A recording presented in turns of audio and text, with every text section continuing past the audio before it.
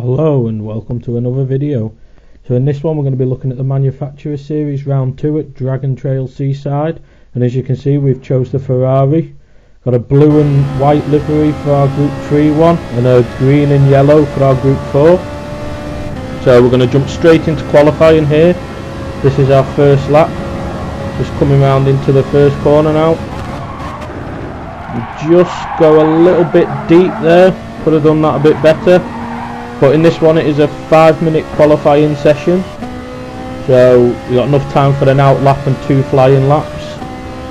So maybe in the fast lobbies, if you got out first, you might have time to do an out lap, a flying lap, and come back in and get another out lap. But I'm definitely not at the pace to be able to do that.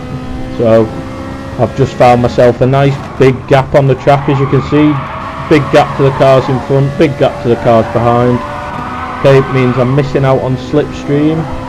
However, it gets me a nice clean lap. It means there's no one in front to make a mistake or get in my way and ruin my lap, but also there's no one behind I've got to worry about, you know, possibly ruining their lap or coming up on me fast or anything like that. So to be honest, I decided to sacrifice the slipstream just to get some clean laps in and see where I could qualify. But see, this first lap as we come through the chicane of death, just a little wobbly, just missed the wall I think there, but bounced off the curb. So we've definitely got improvements I think in this lap, because it's very sloppy really. Again, maybe braked a little bit early at that final corner as well, but we'll see what the time is when we cross the line. And we've obviously got one more flying lap to go, just under a minute remaining of qualifying. We've done a 1:47.866 there, so see what this second lap is. We're coming down towards the first corner. Try and use that orange section of barrier on the left and just turn the car in, clip the curb if you can, and then just get your wheels over that curb if you can to pull you around, and then you can stay flat, just as we see that Ferrari getting out our way there. Thank you. So here you should be able to be flat, just turn in. Sometimes you might need to lift if you get it wrong. Brake in that piece of grass, turn in, accelerate out.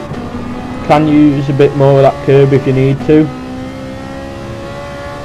But nearly 2 tenths up on our time now. So coming into it again, that little orange barrier on the left, just try and dab the brakes a little bit and turn in there. And then if you can, you try and hook your wheels over the curbs a little bit to drag you around. And then you flat out all the way down to this hairpin, which you want to brake, depends on the car, but just after the start of the curb somewhere. I think I possibly braked a bit early there, but I didn't quite turn in the apex, and you can power out very early. I think I could have powered out earlier then, but we're nearly 5 tenths up here, so we're on for a very good lap if we can keep it clean. We're coming through the chicane of death now, just a slight lift and then accelerate through. And that was a much better run through, so if we were 5 tenths up, we should be possibly 6 tenths up now coming into the final corner if we can get it right. But we brake way too early there. You need to brake just before the start of the curb, and I braked way too early. So I think I've lost quite a bit of time in that final corner there, but we'll see what it is. It should still be an improvement. So coming up to line, that's a 1:47.514. So we'll go on, that puts us in 10th place at the moment, so we'll go on to the race now.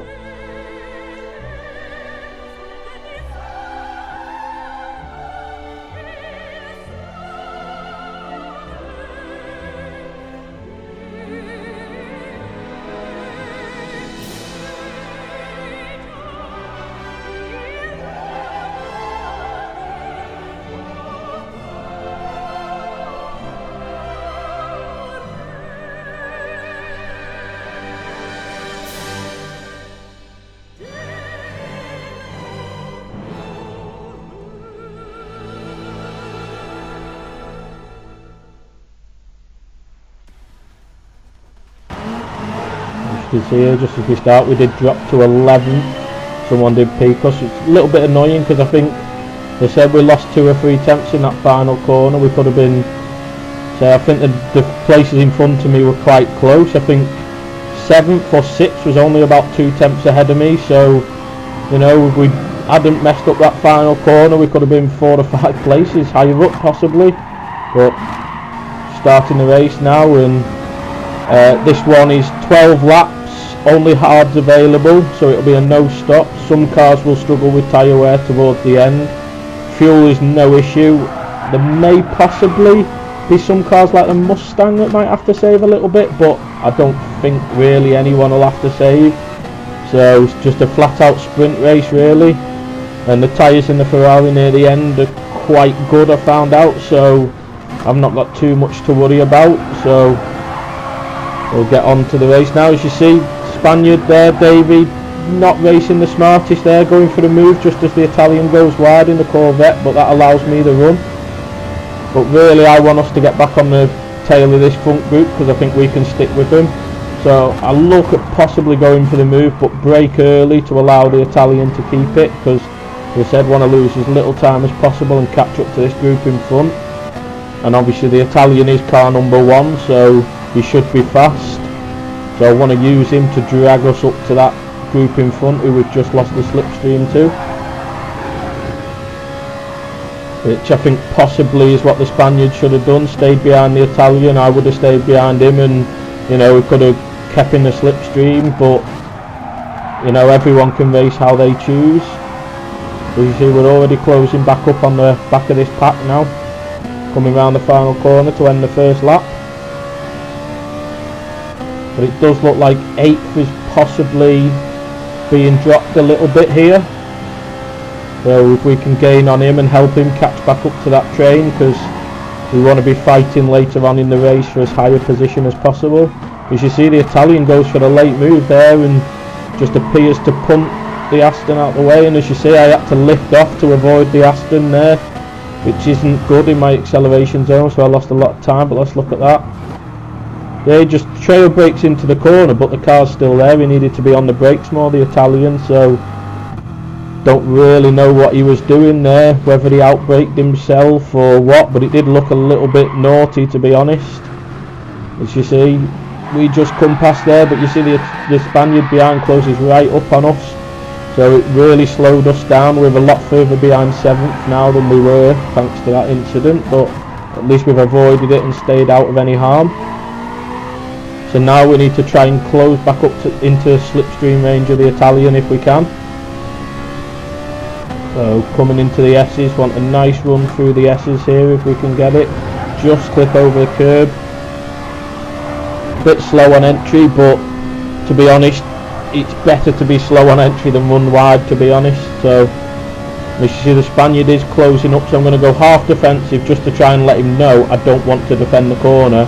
I want to just stick with him, but no, he goes all the way to the inside, so he wants to fight for position. So clearly we've seen so far that the Spaniard is not looking to race for positions later on. He wants to race for positions now, which is purely up to him, but not the cleverest of racing, I don't think, when it's a 12-lap race.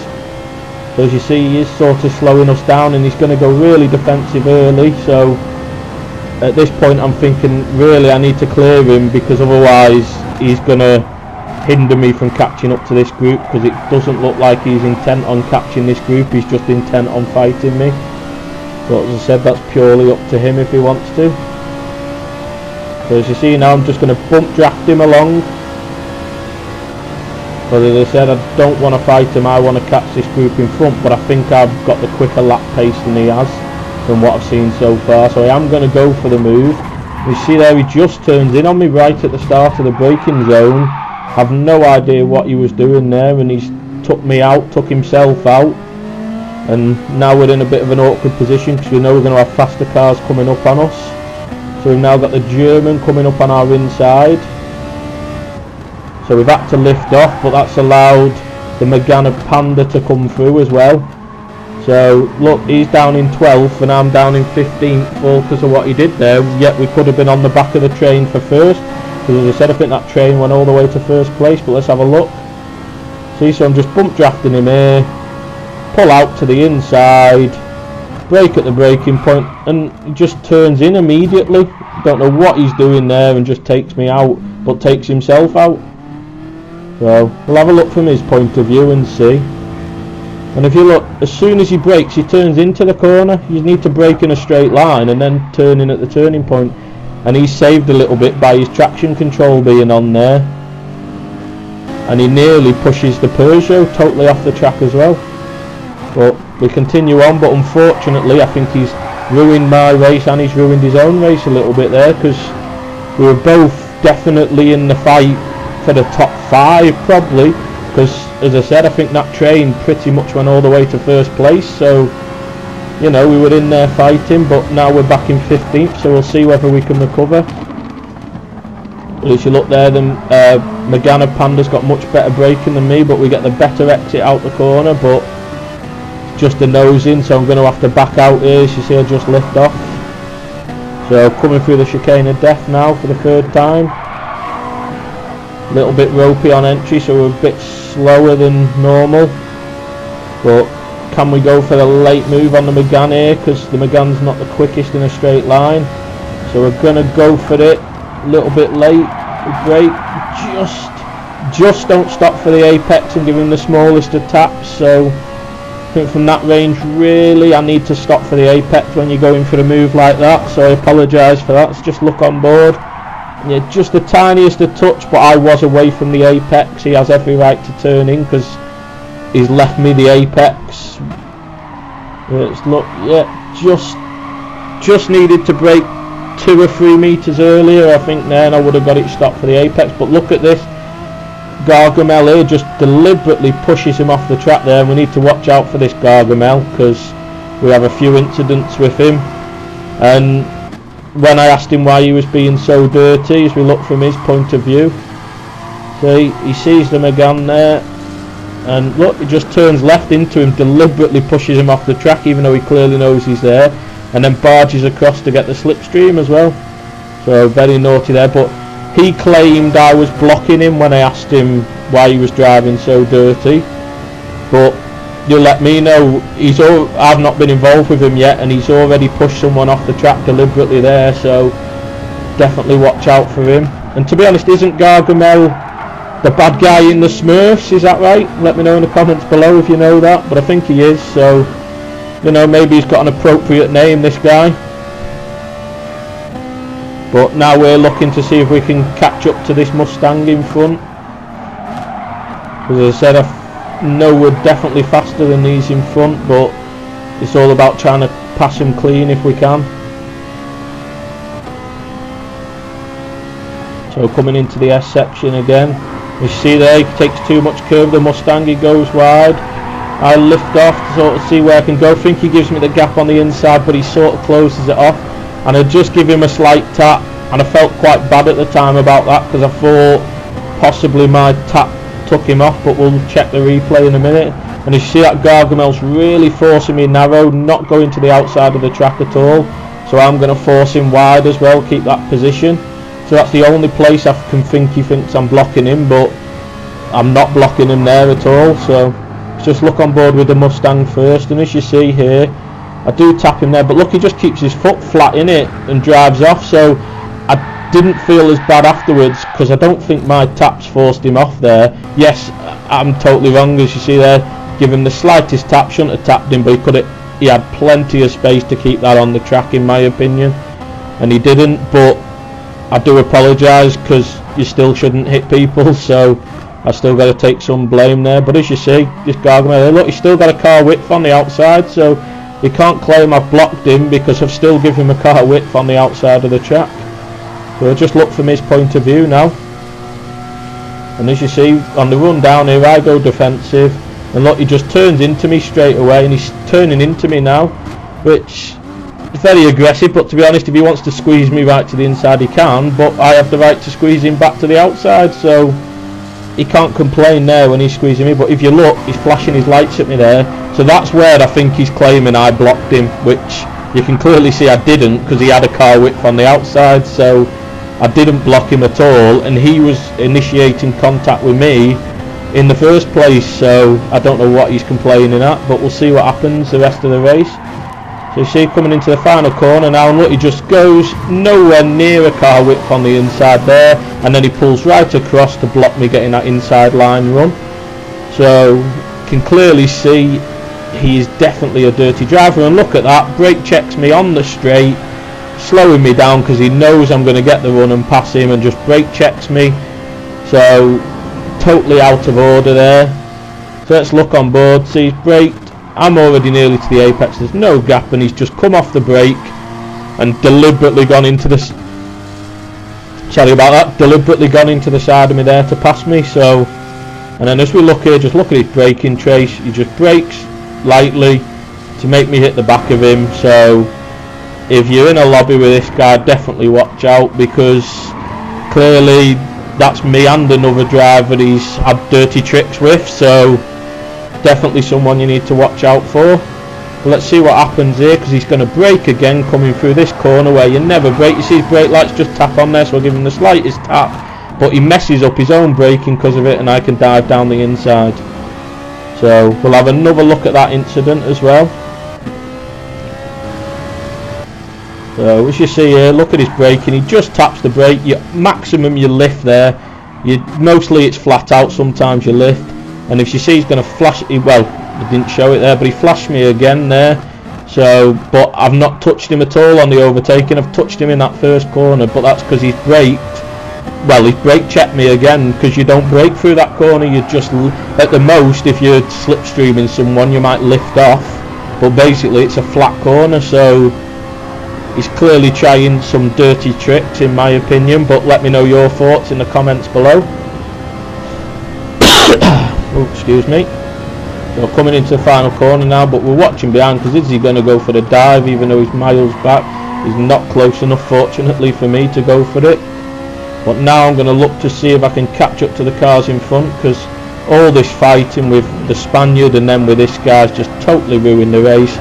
And this shows why really you need to work together with other drivers if you can, and race clever and figure out the pace of other drivers around you and your pace. Because as you can clearly see here, we've lost so much time.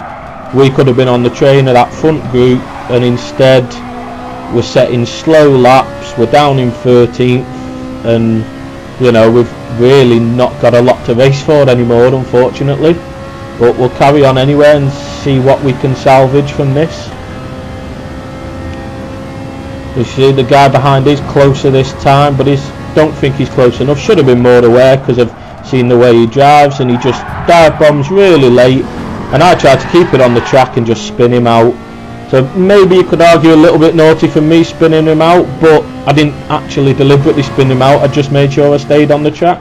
So you see here, he brakes and he just lifts off the brakes to deliberately go in the side of me and force me off the track, and he ends up the victim. So karma coming back there, I think, in that one really. But let me know your thoughts in the comments below. So just going to look from my point of view there again, and as you see, just dive bombs. But look there, just come back on, end up turning him. But to be honest, I don't think he can have any complaints about that, the way he's been driving in this one. But we'll get back to the racing, and hopefully now, without him pestering us, we can pull away and maybe put in a decent lap and start trying to catch those cars in front.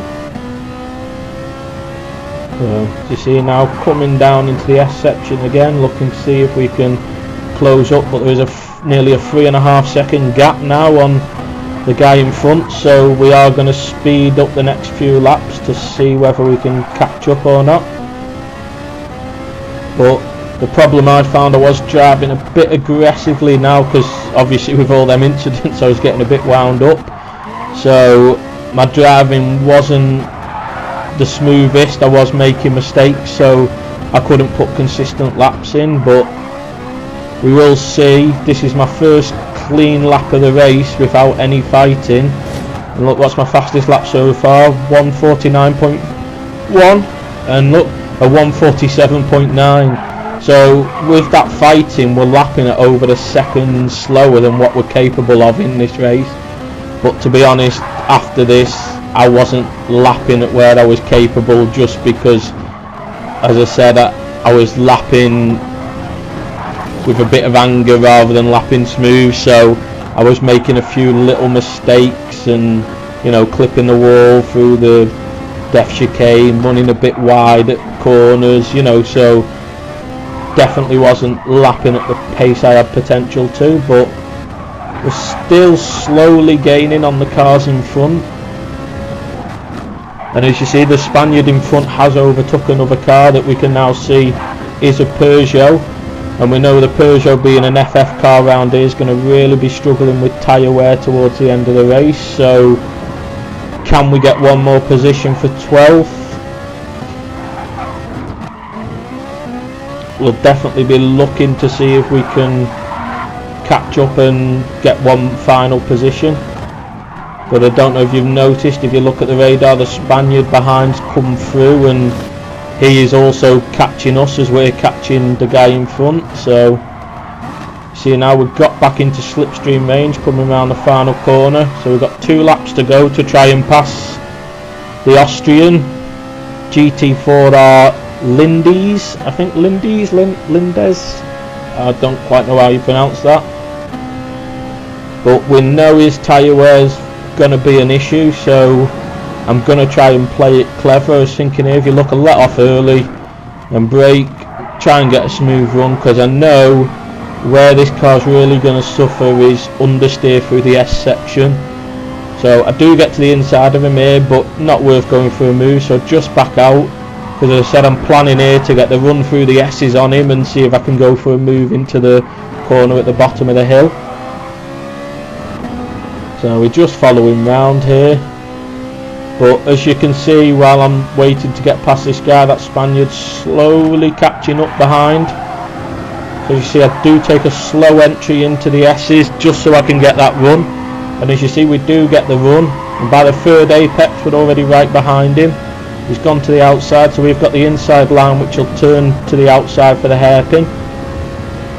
So we're going to see if we can perform the cutback on him here. So I brake a little early and I go to turn him, but he's still there, parks it on the apex, and I don't think I had the grip to go around the outside, and he blocked the cutback, so good defensive driving there.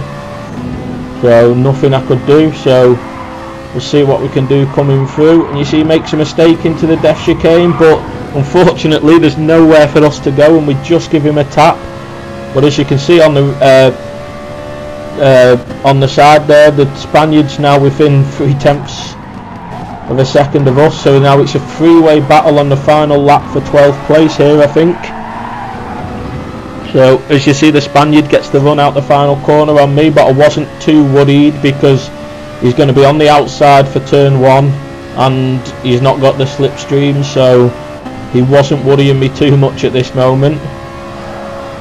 But again, I'm going to possibly look for the move with it being the final lap, but no, definitely no move to go on, so I have to back out. But that messes my entry up a little bit, get a poor run out, and there you see the Spaniard just taps me, same as what happened to me with the guy in front through the chicane of death. Spaniard gets the better run, but not really got anywhere to go with it, and just bumps me, unfortunately for him. But that's why maybe this penalty system, even though it doesn't punish people that deserve it, at least it doesn't punish things like that where really that's just racing, there's nothing in it, no one's been affected, so you should be able to carry on, and here we can carry on and have a good race. But as you see, yet again another good run through the S's, so we know that the tyre wear must be bad on that Peugeot, he's definitely suffering. But now we're too wide again, so this time I'm thinking I'm going to try and outbrake him and go around the outside because he protected the inside last time. But you see, he also goes deep, so I do cut back late, get alongside him, but the Spaniard's got his nose in as well, so we're 3 wide coming up to the death chicane. Spaniard sensibly pulls out, but last lap me and the Peugeot are not pulling out, but a little bit of contact. But I think, to be honest, 2 wide through there, that's as clean as you're going to get, I think, really. So I think shout out to everyone there, but we'll check it on the replay from the Spaniard's point of view first. As you see, we both go deep. He does the sensible thing and tries to go slow and get on the powered early, which he does, but he can't quite fully get his nose in, so he has to back out because he's definitely got nowhere to go. But me and the Peugeot stick side by side, only a small bit of contact, to be honest, so we did give each other room, but fortunately for me, and maybe unfortunately for the Peugeot, I was the one that come out best out of that. But as you see, from my point of view, I do get the run back and I've got the space, and then the Spaniard comes in and touches me. I think the Peugeot's possibly just in front, but I have got the inside line on the first bit. Little contact there and then a contact with the wall, but to be honest, we did both lift, as you'll see from the Peugeot's point of view now. So, as I said, you could argue you shouldn't be doing that, and as I said earlier in the race, I think one of us would have backed out there, but it's final lap this, you know, we're going to be going for it, you know. So, I think some very clean driving from all three of us there. So after some of the racing I've had in this, so big shout out to GT4R and Raul guess. So Raul there, the Spaniard as well. So big shout out for them too, because with a lot of people that would have been an absolute nightmare going into that corner like that. But to be honest, we come through it well, and we're going to bring home a 12th, which bit disappointing, because definitely think without that Spaniard early in the race we could have had a much better result than that, but we'll take it. So that's all for this one. So hope you enjoyed the video. If you did, please feel free to like and subscribe, and I'll see you next time. Goodbye.